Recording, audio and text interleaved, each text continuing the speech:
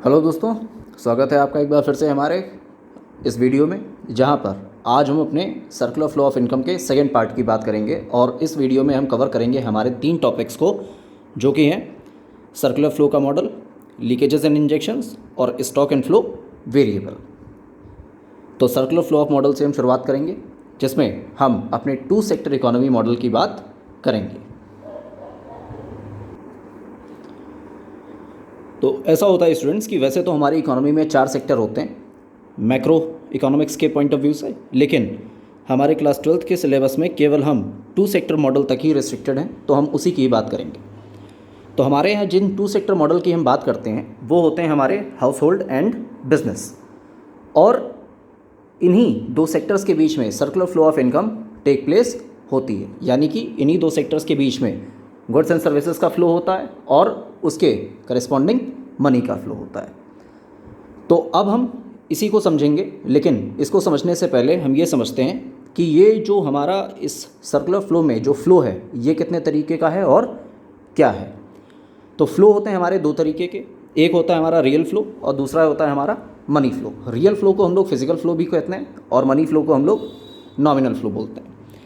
तो real flow हमारा जो होता है, it is generally related with the flow of goods and services from business to household and the flow of factor services from household to business.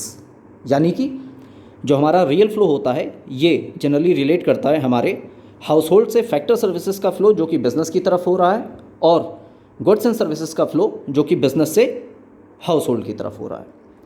जबकि इसी के corresponding जो money flow होता है, जिसको हम लोग नॉमिनल फ्लो भी बोलते हैं, ये होता है इन्हीं फैक्टर सर्विसेज की अवेलिंग और गुड्स एंड सर्विसेज की प्रोविडेंस के लिए किया गया पेमेंट। ठीक है, जिसको हम अभी आगे देखेंगे। तो होता क्या है कि बिज़नेस को अपनी प्रोडक्शन एक्टिविटीज़ को रन करने के लिए फैक्टर सर्विसेज की रिक्वायरमेंट होती है। तो बिज़नेस चूँकि एक सोसाइटी में ही ऑपरेट हो रहा होता है, तो वो अपने इन फैक्टर्स को हाउस होल्ड से ही कैटर करता है in the form of land, labour, capital and entrepreneur. And we can say that all these factors are the part of the society only. Now, when the production is done by the business by availing all these factors, it provides goods and services to the household for the purpose of consumption. तो जब एक बार business in services को avail करने के बाद में अपनी production activities को कैरी करता है, गुड्स एंड सर्विसेज को प्रोड्यूस करता है, तो वो उन गुड्स एंड सर्विसेज को प्रोवाइड करवाता है हाउस होल्ड्स को कंजम्पशन के लिए। इसे हम लोग कहते हैं रियल फ्लो। अब ये जो फ्लो इन 2 सेक्टर्स के बीच में हुआ, ये फ्री ऑफ कॉस्ट तो होएगा नहीं भाई। अगर हम आपको अपनी सेवाएं दे रहे हैं और बदले में आप हमको वस्तु और सेवाओं को दे रहे हैं, तो ये बगैर पैसे के तो होएगा नहीं, क्योंकि बार्टर सिस्टम तो एग्जिस्ट नहीं कर रहा है। तो अब यहाँ पर क्या होता है, अब यहाँ पर जो रोल स्टार्ट होएगा वो होएगा मनी फ्लो का, यानी कि इसी का करस्पॉन्डिंग फ्लो। अब हम समझेंगे उसे। तो भैया अब यहाँ पर हम लोग देखते हैं, यहाँ पर भी हमारे पास में 2 सेक्टर हैं, हाउस होल्ड और बिजनेस। तो अब हमने अभी अपने पिछले रियल फ्लो के मॉडल में क्या देखा कि वहाँ पर गुड्स एंड सर्विसेज का फ्लो था और फैक्टर सर्विसेज का फ्लो था। तो अब यहाँ पर क्या होता है कि जब बिजनेस हाउस होल्ड से फैक्टर सर्विसेज को अवेल करता है तो वो उनको पेमेंट करता है। ठीक है, पेमेंट किस फॉर्म में? Rent, wages, interest and profit की फॉर्म में। अब यही जो पेमेंट हाउस होल्ड को किया जा रहा है, यही हाउस होल्ड की क्या होती है? इनकम बनती है। और जब यही इनकम हाउस होल्ड की जनरेट होती है, तो वो जिन गुड्स एंड सर्विसेज को अवेल कर रहा है बिजनेस से, वो उनके लिए उसे पेमेंट करता है। यानी कि एक की इनकम दूसरे के लिए इनकम हो जाएगी, और इसी तरीके से ये फ्लो लगातार चलता रहेगा। तो अब इसे हम कंबाइंड देखते हैं यहाँ पर 2 सेक्टर मॉडल को। इस मॉडल में हमने क्या किया है, यहाँ पर भी हमने 2 सेक्टर्स लिए हैं अपने, house hold and business. Blue mark आपको रियल फ्लो को यहाँ पर दिखाएगा, और रेड मार्किंग जो है वो आपको मनी फ्लो को या नॉमिनल फ्लो को दिखाएगी यहाँ पे।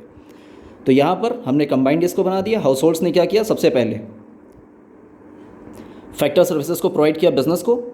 ठीक है, और इसी के करस्पॉन्डिंग बिजनेस ने क्या किया, पेमेंट किया फैक्टर सर्विसेज के लिए। अब जब पेमेंट हुआ तो इस यहाँ पर क्या हुआ, इनकम जनरेट हुई। तो जब इनकम जनरेट हुई और फैक्टर सर्विसेज को अवेल करने के बाद में बिजनेस ने क्या किया, प्रोडक्शन किया गुड्स एंड सर्विसेज का। तो उसने क्या किया, गुड्स एंड सर्विसेज को प्रोवाइड किया किसे, हाउस होल्ड को। तो जब हाउस होल्ड को प्रोवाइड हुआ तो जो इनकम अभी फैक्टर सर्विसेज के फॉर्म में हाउस होल्ड की जनरेट हो रही थी वही उसने यूटिलाइज़ करी किसमें, पेमेंट करने में, गुड्स एंड सर्विसेज के। तो ये है हमारा टू सेक्टर इकोनॉमी मॉडल जो हमने यहाँ पर देखा। तो उम्मीद है आपको ये समझ में आया होगा। अब हम इसी के आगे बढ़ेंगे हमारे अगले टॉपिक पर, जो कि है हमारा लीकेजेस एंड इंजेक्शंस। तो अब हम बात करते हैं हमारे दूसरे टॉपिक की, जो कि हमारा लीकेजेस एंड इंजेक्शंस। ऐसा होता है कि हमारे सर्कुलर फ्लो को लगातार एक्सपेंड करते रहने और उसको चलाए रखने के लिए ज़रूरी होता है कि कंजम्पशन लगातार होता रहे। इकोनॉमी में जितना कंजम्पशन होएगा उसी के करस्पॉन्डिंग प्रोडक्शन भी उतना ही होएगा और उतना ही एम्प्लॉयमेंट जनरेट होएगा एंड साइमल्टेनियसली उतनी ही इनकम भी जनरेट होएगी। तो यहाँ पर लीकेजेस वो फैक्टर्स होते हैं जो जनरली एक निगेटिव इम्पैक्ट डालते हैं प्रोडक्शन प्रोसेस और इनकम जनरेशन पे। ऐसा कैसे हो पाता है? ऐसा होता है, जैसे हम अपना एक एग्जांपल यहाँ पर से ले लेते हैं, सेविंग्स। सपोजली कि अगर सेविंग्स बढ़ने लगती हैं तो सेविंग्स के बढ़ने से क्या होता है कि हमारी डिमांड कम होने लगती है। ठीक है भाई, जब हम बचाएंगे ज़्यादा तो हम खर्च करेंगे कम। क्यों? क्योंकि हमारा एक्सपेंडिचर गिर रहा है। तो एक्सपेंडिचर गिरने से क्या होता है, डिमांड गिरने लगती है।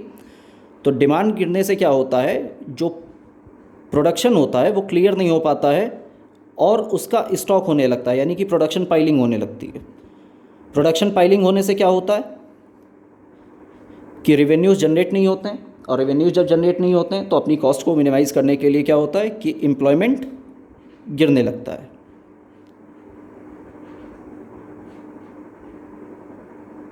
अब जब एम्प्लॉयमेंट गिरेगा तो इनकम भी गिर जाएगी, और इनकम के गिरने के साथ में क्या होएगा, साइमल्टेनियसली हमारी फर्दर डिमांड जो होएगी वो भी फॉल कर जाएगी। तो ये हमारे सर्कुलर फ्लो ऑफ इनकम में एक नेगेटिव इम्पैक्ट डालेगा। इसी से बचने के लिए जनरली क्या होता है कि हम इंजेक्शंस की हेल्प लेते हैं। ठीक है, इंजेक्शंस वैसे ही होते हैं जैसे मल्टीविटामिन्स। ठीक, जब शरीर कमज़ोर पड़ने लगता है तो उसको ताकत देने के लिए मल्टीविटामिन्स दिए जाते हैं। ठीक उसी तरीके से जब इकोनॉमी कमज़ोर होने लगती है तो वहाँ पर इन्वेस्टमेंट, एक्सपोर्ट्स, कंजम्पशंस और बाकी सारे वेरियस फैक्टर्स को यूज़ करते हुए हम उसको बूस्ट अप करते हैं। ठीक है, इससे क्या होता है कि प्रोडक्शन और इनकम जनरेशन दोनों बढ़ने लगती हैं। क्यों? क्योंकि भाई जब निवेश होएगा या कंजम्पशन होएगा तो इससे क्या होएगा, डिमांड जनरेट होएगी, और डिमांड जनरेट होने के बाद में क्या होएगा, प्रोडक्शन क्लियर होता रहेगा और एम्प्लॉयमेंट बढ़ता रहेगा, इनकम बढ़ती रहेगी और साइमल्टेनियसली हमारी फर्दर डिमांड भी बढ़ती रहेगी। तो जो ये प्रोसेस है इसका जस्ट अपोजिट हमारे इंजेक्शंस के थ्रू होने लगता है। तो हम ये कह सकते हैं कि लीकेजेस जो होते हैं ये हमारे सर्कुलर फ्लो ऑफ इनकम को कम कर देते हैं, जबकि इंजेक्शंस हमारे सर्कुलर फ्लो ऑफ इनकम को बढ़ा देते हैं। अब इसके बाद में हम आएंगे हमारे तीसरे और आखिरी टॉपिक पर, जो कि हमारा स्टॉक एंड फ्लो वेरिएबल। तो अब हम बात करते हैं हमारे स्टॉक वेरिएबल की और हमारे फ्लो वेरिएबल की। स्टॉक वेरिएबल्स हमारे जनरली वो वेरिएबल्स होते हैं जो किसी एक पर्टिकुलर पॉइंट ऑफ टाइम पर मेजर किए जाते हैं, और ये एक स्टैटिक कंसेप्ट होता है। स्टैटिक कंसेप्ट होने का मतलब ये है कि that concept which is not subject to any change, यानी कि वहाँ पर बदलाव नहीं आ रहा है। यहाँ पर आते हुए वेरिएबल्स को हम किसी एक पर्टिकुलर पॉइंट ऑफ टाइम पर मेजर करते हैं। ठीक है, जैसे हमने कहा फर्म का closing stock as on 31 March. ठीक इसी तरीके से कैपिटल ऑफ द फर्म या bank balance as on this date. जबकि इसी की जगह फ्लो वेरिएबल्स जो होते हैं हमारे, ये टाइम डायमेंशन में बंधे हुए नहीं होते, या हम ये कह सकते हैं कि हमारा यहाँ पर एक पूरा टाइम डायमेंशन होता है जिसमें इनको मेजर किया जाता है, यानी कि these are measured over a period of time. और ये डायनेमिक कंसेप्ट होते हैं। डायनेमिक कंसेप्ट होने का मतलब यहाँ पर ये है कि these are subject to change, इनमें बदलाव आते रहते हैं इन वेरिएबल्स में। जैसे depreciation, profits, production are subject to fluctuation, घटते बढ़ते हैं।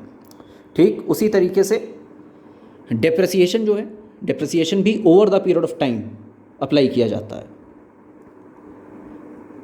तो यहाँ पर हम ये कह सकते हैं कि स्टॉक वेरिएबल के स्टैटिक होने के पीछे जो रीज़न है वो ये है कि ये किसी एक पर्टिकुलर पॉइंट ऑफ टाइम पे मेजर होते हैं, जबकि फ्लो वेरिएबल के डायनेमिक होने के पीछे जो रीज़न है वो ये है कि ये किसी एक पर्टिकुलर पॉइंट ऑफ टाइम पर मेजर होने की बजाय एक टाइम ड्यूरेशन में मेजर किए जाते हैं। ये जैसे एक पर्टिकुलर दिन, एक हफ्ता, एक महीना, एक साल, इस तरीके से। तो आज के हमारे इस वीडियो में हम अपने इन्हीं 3 टॉपिक्स को कवर कर रहे हैं और यहीं पर हमारा जो सर्कुलर फ्लो ऑफ इनकम है उसका पार्ट फिनिश हो रहा है। उम्मीद है आपको ये समझ में आया होगा। अगर आपको बढ़िया लगा तो आप वीडियो को लाइक, शेयर, सब्सक्राइब करिए चैनल को हमारे। और अगर आप कोई भी अपना वैल्यूएबल सजेशन या कमेंट देना चाहते हैं तो उसे आप कमेंट सेक्शन में दे सकते हैं। Thank you.